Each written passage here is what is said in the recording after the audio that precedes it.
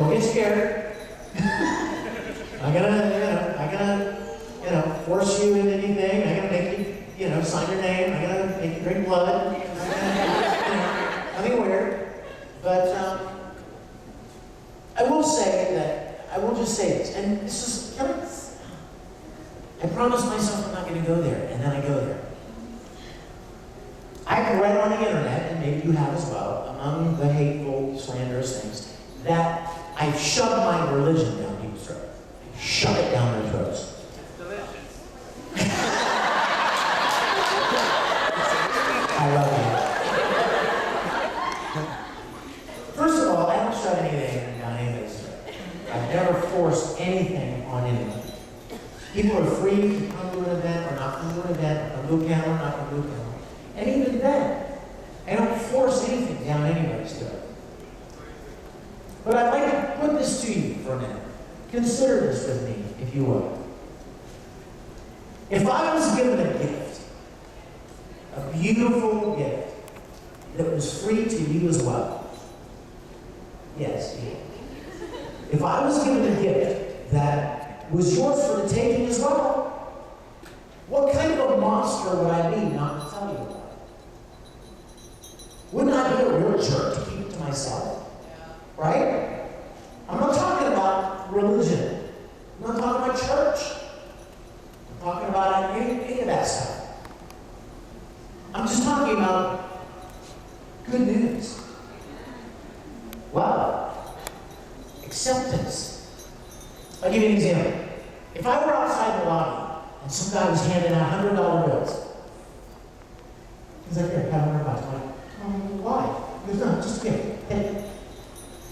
And I come walking into this room and talk to you guys. What do you think I would do if I really cared about you? Exactly! I'd be like, there's a guy out there giving away $100 bills! Go get one! Right? What kind of a horrible person would I be to have been given a gift that's free to you as well as me and not tell you about it? Do you see it? Do you understand? So I share what I share because I think it's good news. I think it's a wonderful gift. And I want you to have that gift as well. It comes from an honest place. Does that make sense? It comes from a place of really loving you guys and wanting you to have the same gift that I know is available. So that's where that comes from. And we won't talk about that anymore. We'll have a fun night tomorrow if you guys want to come. If you don't, you don't have to. See? It's so easy. So which episode of Koran was the most fun to do? How could I pick one? There's so many. Which one was your favorite? Did you have a favorite? I don't actually know myself. I know it's hard. I love the first one. Yes. I think many times the very first episode of anything is the one that kind of grabs you and sucks you in, and you're all like, oh my gosh, this is crazy. This guy's talking, oh, this is really funny. Oh my gosh. You kind of learn about the characters. So I would say the first one, for sure. Because there were a lot of wonderful scenes in the first one. The whole Commerce Coffee, and how to becoming the host club, and all of those fun things. And then I will also say that I really, really loved the episode with Kyoya when they first met. Right? Yes, at the Katsu table and stuff. Oh my gosh. Kyoya, my friend, mommy! And I love that episode. Because you find out, and anime is so good, they're so good at this. They suck you in with comedy. They bring you in, they lure you in with hijinks and comedy, and once they've got you invested in the characters, they go, boom, and suddenly it's serious and heavy and dramatic and powerful. I love that. I love that. Please see Futurama. So some of my favorite, my favorite thing about Tamaki is that when you find out, if you go far enough in the series, when you find out that his family, he has no relationship with his family. I believe he actually came right out and said, my grandmother hates me. So, and he says it very matter of fact, like he's just accepted it. Well, my grandmother hates me, so blah, blah, blah. And I remember recording it. I'm like, whoa, what? And then you start to see a picture form. Tamaki created the host club to have a family. Right? That's what it's all about. It's not about the flirtation. It's not even about the girls that come to visit the host club. It's about making himself a family of friends. Even the twins. Considering he refers to himself as the papa and Kyoya as the mother. Exactly.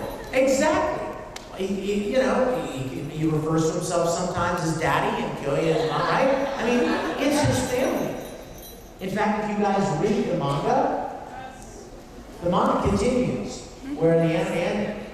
And in the manga, Haruhi gets accepted to college, I think at Harvard, and Tamaki refuses to let the host club be broken up, so he makes them all move to Harvard. That's beautiful. That's the thing, that's the kind of thing that I love the most about anime. I want to spread it out a little bit. Yes, come here. Okay, so it's my dream to voice act and sing with you, and I don't know how to do it. And I was with you yesterday. I remember your pretty face. I do. Did you sing for me yesterday? You did. You sang the theme for Moron. I did. I remember. And I don't know how to do it, and it's my biggest dream to voice act with you. What's your name? My name is KJ. KJ, right. You know what, KJ? Let me say again what I said a few minutes ago. You may not be able to see the path. And that's scary. Right? We all want to see it real clear. Right?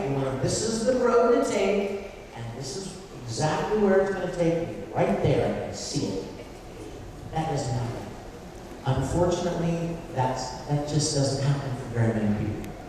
More times than not, the reality is you make day-to-day choices, you do the best you can with the opportunities you're given, and you just trust that the things that are supposed to happen are going to happen. I can tell you one thing though, they don't happen if you don't prepare. The thing that you have control of is your developing your skills. That's the best thing you can do, is to develop your skills, so you're ready.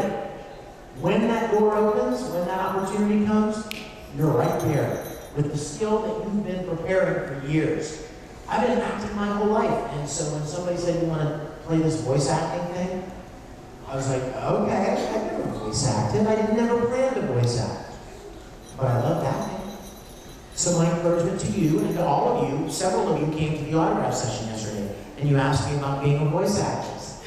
I remember you did at the dinner last night, right? Yes. So here's my word to you. The key word in voice acting is acting. It's not voice. It's not making funny voices. It's not imitating characters that you've already heard. It's about playing a character. Just like a stage play. It's like acting a role. So the best thing you can do, KJ, is to get as much experience, grab every opportunity you can to develop your skills as an actor. School plays, church productions, community theater, anything you can do to develop your skills as an actor. The second thing is you just have to be where that kind of work is done. It's just a reality of any business. I know I sound like a broken record, but it's just a perfect example. If I wanted to be a country singer, where would I go? Texas. Nashville? Texas, right? Austin, maybe? There are places we all know that certain things happen in a greater abundance than other places. Acting and voice acting is no different. But don't stop. Do it because you love it. Not because you think you're going to make it. Not even because you think you're going to make a career out of it. Not because you think you're going to be signing autographs one day. Not because you think you may be, popular here or well known for this. Do it because you love it. That's the only reason to do it. The only reason why I have to do it. Good. Don't stop. I'll give you a perfect example. You ready? I've said it before, but it's a perfect example, so I'm going to say it again.